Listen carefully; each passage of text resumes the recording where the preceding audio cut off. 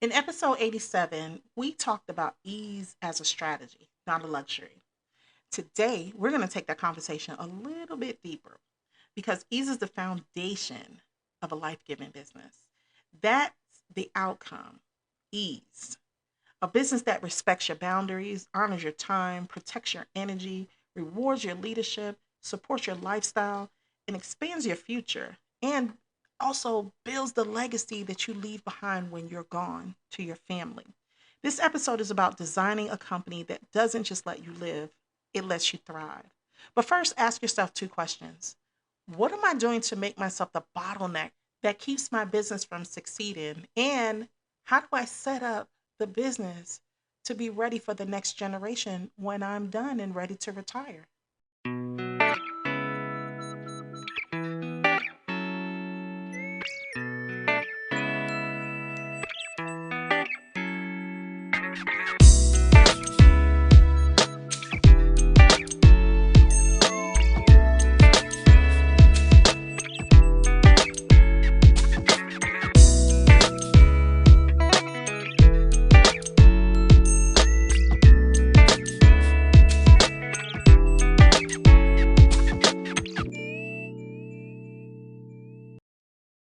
Welcome back to another episode of Mogul Chicks Chat. I'm your host, Adrienne Graham.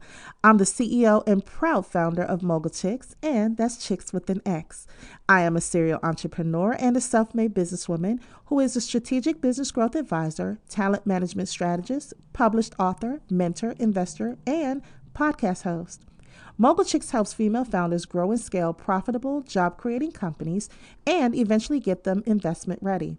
We also help groom them into dynamic leaders and CEOs and build legacy wealth in the process. Mogul Chicks is a mindset, a way of life, if you will, and a blueprint for female founders who want to build a legacy of wealth and a generational business empire. We provide strategic business growth solutions and a platform for resources, mentoring, networks, education, and media that shares our stories. Our mission is to take your company from flat to profit generating to job creating to investment ready. My personal mission is to help you build and run a better company, reimagine the way you do business, and build lasting wealth. Oh, and before I forget, make sure you tag Mogul Chicks using the hashtag Mogul Chicks Chat on social media. Make sure you rate the show and leave a comment. It helps people find us. Share the love, share the love. Now, I've said this before and I'll say it again. The business you build should serve you, not the other way around. And let me say this, it's going to probably make you uncomfortable, but your business is not your identity, your worth, your life. Your business is a vehicle, a tool, a resource, a wealth engine. It's not a living object. It's something that you build to provide a legacy for your family. But too many women treat their business like a child that they must raise, or a lover they must please, or a parent that they must obey. It's neither of any of those. Let me free you right now. Your business should serve you, not the other way around. If the business you built is consuming you, draining you, or pulling you out of alignment, then something is wrong with the design of that business. A business should give you peace, not panic, structure, not stress, freedom, not fear, expansion, not exhaustion, fulfillment, not frustration. If you can't walk away from your business for 1 week without fear that the business will fall apart, that's not a business. That's captivity with the logo, honey. And you were not put on this earth to be held hostage by your own goals or business. There's three models of businesses that most women end up in, and you're going to find yourself as one of these, trust me. So let's talk about the unintentional business models that many women get trapped in, especially high performing women like me. So the first model, the grind business. Oh, I know you are familiar with this because, honey, that's how I was for the first maybe decade and a half, maybe almost 2 decades into business. It's one where everything depends on you. You make every decision, you deliver every result for the clients, you carry all the weight. It is that business that you have to be the star. Remember how I always say on social media that too many people want to be the star of the show? That's the grind business model where everything is all about me, me, me. I've been there. It burnt me out. I don't like it. I don't do that anymore. Model number two, The band-aid business. A lot of you do this. I'm trying to tell you. You hire people reactively, not strategically. You know how that goes. Oh, my workload is, I'm overloaded and I can't do, and I need someone. Yeah, you hire reactively, not strategically. You throw tools at the problem. If I hear one more person, go high level, go get Kartra, go get this, go get honey, but stop throwing tools at a problem and figure out what really works for your business, please. And you patch holes instead of solving the root cause. If you get to the root of any issue, I'm telling you, it takes so much stress off of you. That goes for business and in life. Get to the root of it instead of just trying to patch the holes. This ain't a build a home. This ain't a rehab. This is a business. Model number 3, the survival business. Yeah, I've been here too. You're making money. You even got some good clients, but you're emotionally, mentally, and physically exhausted. I've been there. I've ended up in the hospital because of it. And I always advocate for women, don't let yourself get there because I know what it's like. You're always one big month away from stability. If I can get this one big contract, if I get this client to just pay me my money, or if I can get this one opportunity, stop living like that. You should be predictable. You should have, we're going to talk about that later, but you should have predictable revenue. You're so busy surviving that you don't have the space to imagine. What you should be aiming for is this, the fourth model that nobody talks about, the legacy business. Yep. That is a business that runs predictably, it earns consistently, it grows intentionally, it functions without your daily supervision or even your input, it aligns with your values, and it supports your life. Legacy businesses don't trap founders, they liberate them. So, what does it look like? The lifestyle and leadership gap that some of you are experiencing. And here's the truth that very few of you will say out loud. Your business cannot give you the life you want if you aren't willing to lead in alignment with that life. I'll say it again. Your business cannot give you the life you want if you aren't willing to lead in alignment with that life. A life giving business requires a new version of you, not the old you. A version that says no with clarity. It sets boundaries without guilt. It stops rescuing clients. It stops micromanaging the team. It stops performing productivity. It stops shrinking. It stops working from scarcity, and it stops trying to prove itself. You can't do all of that. You can't have a business and still function in chaos. Your business will only honor your boundaries if you honor them. Your business will only simplify if you stop complicating it. Your business will only stabilize if you do. Women who build life giving businesses lead differently. They lead with calm, clarity, capacity, emotional intelligence, intentionality, high standards, and strategic detachment. Excuse me. Not distance, not coldness, detachment. Meaning they do not tie their value, their ego, or their emotions to every task, every client, every decision, or every outcome. They lead from power, not pressure. So let's talk about the 5 elements of a business that gives you your life back, because I want you to have your life back. Structure. We're going to talk about structure because a life giving business is not just a fantasy, it's an architecture. So, and I always tell people when you're going into business, I want you to think of yourself as building, not just going along to get along, but really sit down and strategically think about how you're going to build out your business. So let's talk about revenue one, which I mentioned earlier, predictable revenue. When revenue becomes predictable, everything becomes calmer. You have planning, hiring, investing, resting, and delegating. You got to plan for what you need. You got to hire the people who can deliver that plan. You have to invest in the tools and the people who can make that plan come to life. You have to get your rest because you are not a goddess. You are someone that is human. And you got to delegate. You can't do everything. Don't stop trying to do everything yourself. Predictability removes scarcity. Scarcity breeds chaos.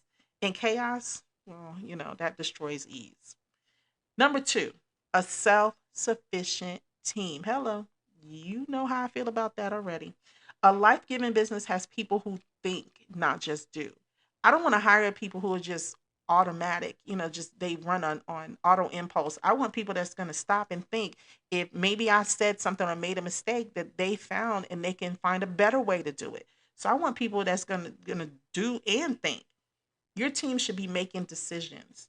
They should solve problems. They should manage operations, deliver results, and protect your time. That's what they're there for, your money making team.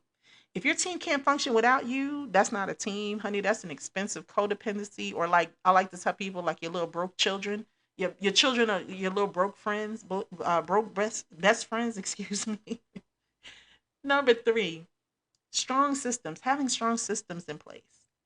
Consistency is freedom, and systems create consistency.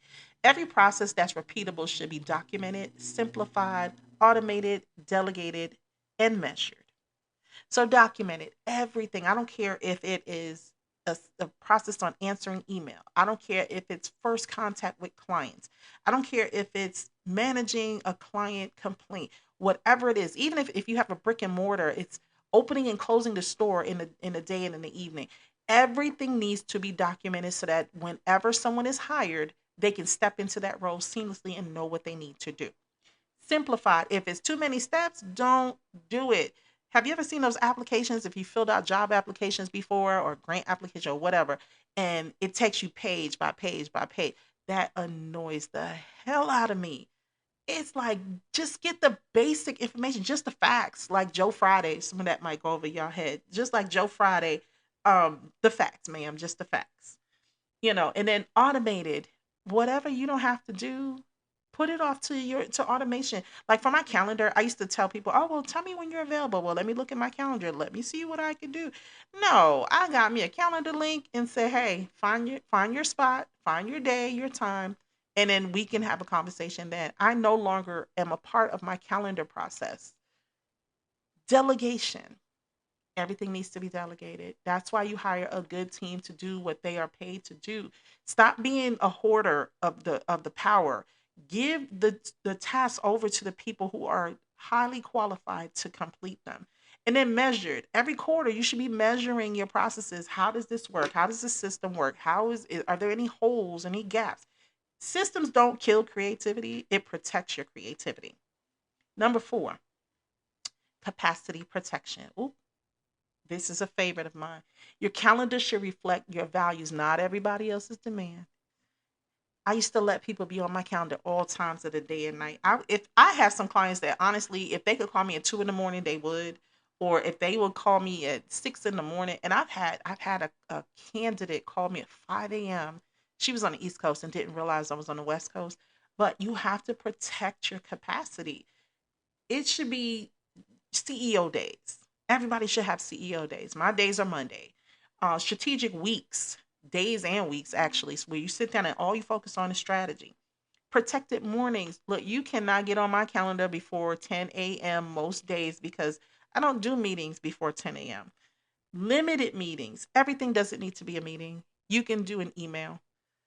Intentional rest periods. Look, I even have it on my calendar when I steam my face. Like I have a little steamer that I use and I take my little towel and put it over my head and I sit there and I just enjoy the steam and let the steam kind of relax me. Even if it's that or going to get your nails done or going to get a massage, whatever, just schedule that intentional rest.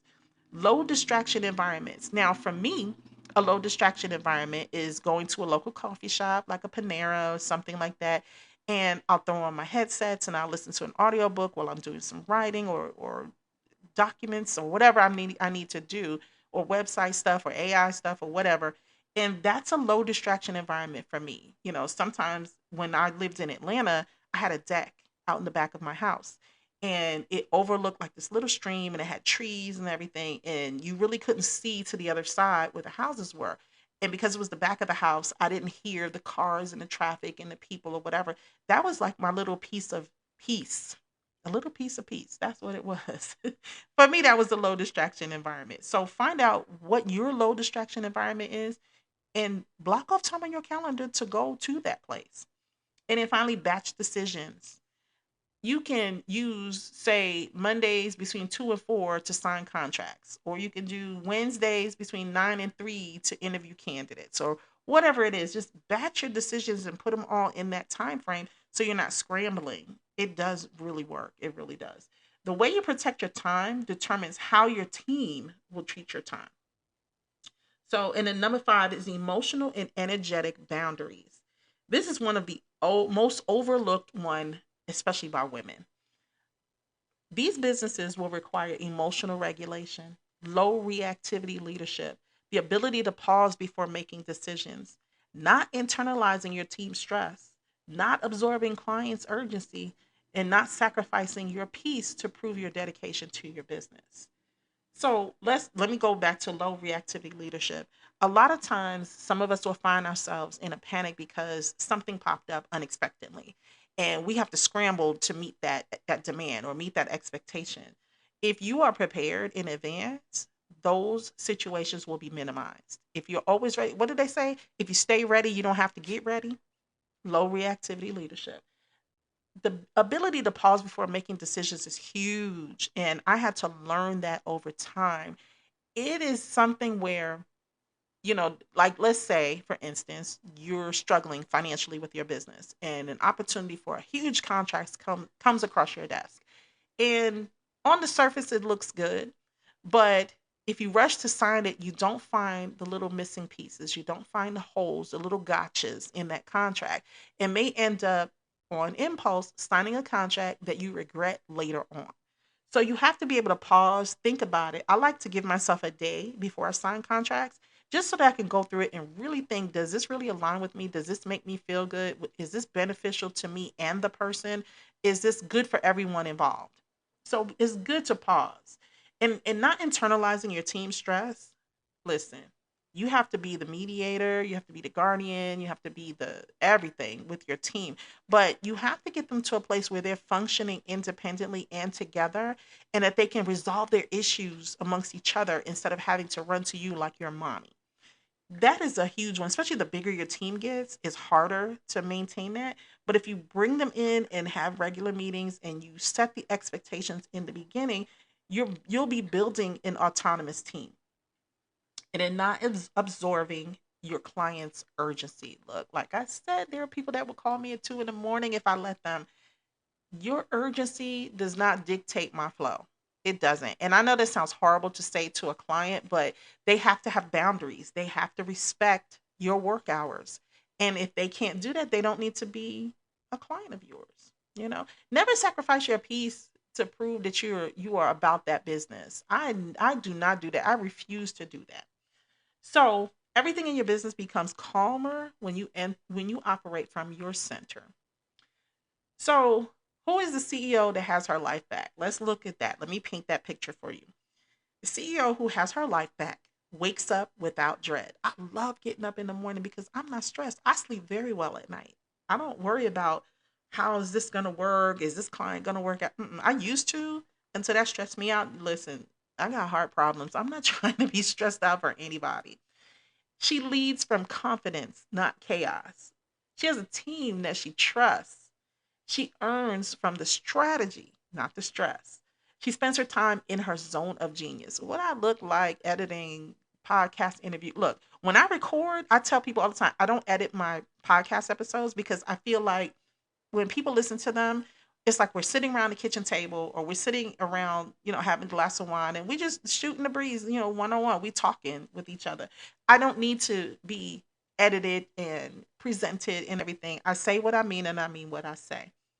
That's not a good use of my time to try to edit and all that other stuff. No, I shoot straight from the hip. And there's a lot of other things I'll do that I don't, if I can't do it, like design is not one of my things. I would never try to design like a cover of my magazine or anything like that. That's what you hire people for. She sees problems before they become emergencies. Remember what I said? If you stay ready, you ain't got to get ready. You'll see things coming and then you can address it as it comes along and you can stave off a lot of opportunities for disaster. She has predictable months, not erratic months. I mean, there are times I admit it. I've been 0 months. I've been 20,000 months. I've been 80,000 months. I've been $12 months. And that's not a good way to be. So I had to learn how to think about and understand predictable revenue months. I'm not that expert on that. I know people who are. Maybe I'll bring somebody on one day to talk about that, but that's not me. She sets boundaries without apologies. I wish I would apologize for cutting off meeting times and things like that. I need to protect myself. She protects her personal life. There's no way you'll see me talking about my family or relationships or anything online unless it's something I want to share. Everything isn't for everybody. You have to worry about that. People think in this world of social media that if you become a public quote unquote figure, that you have to share everything about your life. No, you don't. No, you don't. That's people being nosy. You ain't got to worry about that. You protect your personal life and don't let a bunch of people in your business, because when you do, that's when things start falling apart. And then jealousy seeps in when you let people in your personal life. She has space for joy, family, health, creativity, and travel. Now, 2026, I'm working on the travel part because I haven't been traveling a lot because of school. But when I graduated about 2 weeks ago, as of the time of this recording, my family came in to hang out with me and celebrate and be there for me. And I did a little bit of work, but best believe I hung out with my family. For Christmas, I went to visit my son. I stayed and hung out with my son. You have to make that time where your family, your joy, your health, all of that. If I could do things over from the past, I would have saved so many health issues and my heart probably wouldn't be having an issue right now. But yeah, you have make space for all of that. You deserve that. And then she makes decisions from clarity, not fear. Fear is the bandit of your peace. I'm trying to tell you. That's a woman. Everything that I meant that I just mentioned about a woman who gets her life back. That's a woman. She's not lucky. She's not privileged or special. She's intentional. That's the word a lot of people have used for 2026 is intentional. She designed her business around a life that she wants, not the insecurities or the issues that she once held. And you could do the same thing. So, how do you begin to reclaim your life? Let's talk about the first steps. Let's talk about all the steps, actually. Step number one, audit your business honestly. Where is the business draining you? Where is it feeding you? Where does the pain come from? Address those issues first, and you'll be on your way. Step two, identify the one thing that exhausts you the most. Is it clients? Is it the team? Is it the delivery? Is it the branding? Is it operations? Is it the decision making? Fix that first, and you'll be ahead of the game. Let me say a word about decision making. And a lot of you probably are not ready for this yet, but I'm going to tell you anyway. Those businesses that make millions and millions of dollars, it's because the CEO has hired people who are skilled enough to make those decisions on their behalf and they trust them to make those decisions. So start looking for people that you feel that you can trust or start grooming people within your company already that you can trust to make those decisions. Step three, redesign your schedule. Protect CEO time. I do not take calls before 10 a.m. I do not take calls after 4 p.m. most days. I definitely don't take calls on Sundays. Sometimes I'll take calls on Saturday, but I have to protect my time. Limit the calls. Sometimes something could just be an email. And here's the other thing.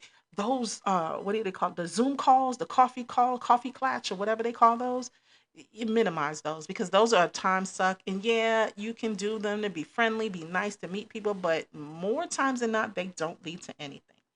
Batch your meetings. Like I only do interviews Tuesdays and Thursdays for interviews for candidates. When you do those, when you batch those meetings, it makes your calendar, it makes your time a lot more palatable to you because you already know Tuesday I have to do this, Wednesday at 4 I got to do that, Friday at 1 I have to do this. So make sure you're batching those meetings. Batch your decisions. Let's say you only want to sign contracts between 2 and 4 or Mondays, or you only want to do your marketing on Wednesdays and Fridays between 10 and 2. Batch those decisions together. Block energy leaks. That's kind of self explanatory. I don't have to tell you that. Step number four, give your team real ownership. Stop being the firefighter and let your team put out the flames. You don't always have to put out all the fires. Make sure, again, you hire people that you trust to give autonomy to. People that have common sense, have business knowledge, and understands the pros and cons of the decisions they make and how they benefit your business. Step five, Redefine your identity. Ask yourself, who do I need to become in order to lead a business that supports my life? That one answer, that one shift changes everything. Trust me. So let me leave you with this. You did not choose entrepreneurship to live a life of stress. None of us did. You chose it to live a life of freedom. And freedom requires structure, intention, discipline, boundaries, and a willingness to evolve. That's where a lot of people get stuck, the willingness to evolve, because who you were yesterday is not who you should be today. The business you built does not have to be the business you keep. You can redesign it, you can rebuild it, reshape it into something that honors you. You deserve a business that gives you your life back, not one that steals it. And the moment you decide that, everything will start to shift. A business is not a tree. It's not meant to be in one place for the entirety of its life cycle. You can tear it down, build it up, burn it down, restructure it however you want. I have torn my businesses down to the studs multiple times until I've redesigned it in an image that made me comfortable, that suited me, and that was fulfilling to my purpose and what I have to give to whoever my client and my audience was. So don't be afraid to tear it down. Don't be afraid to burn it down. You can start all over and nobody will judge you. And you know what? The ones that do judge you, they are not even worthy of listening to. So, with that said, how are you going to get your time back from your business? I'm Adrienne Graham, CEO and founder of Mogul Chicks, and this has been another Mogul Chicks chat. I want to help you build a better, more profitable company. Make sure you check out the other episodes, and if you like what you hear, share the love. Pass the link on to your friends. You can find this podcast wherever podcasts are streamed, and of course on the Mogul Chicks website. Make sure you subscribe, and if you do, leave a comment on any or all of the channels. It helps other people find the podcast too. Sharing is caring. For more information about how we work with you to grow and scale your company, visit us online at mogulchicks.com. Send an email to contact@mogulchicks.com, or you can connect with us all over social media at Mogul Chicks. And remember, that's Mogul Chicks with an X. If you're not yet part of the Mogul Circle, if you're doing over $1 million in revenue annually, what are you waiting for? There's so much value in memberships and the community. If you prefer a good program or trying to move beyond startup phase, check out the Mogul Chicks Academy at mogulchicksacademy.com. I'll catch you on the next episode. And remember, Mogul Chicks are always a step ahead of the crowd, and they're always closing deals. Mogul Chicks make mogul moves and power plays. Your move. Now go be profitable. Bye.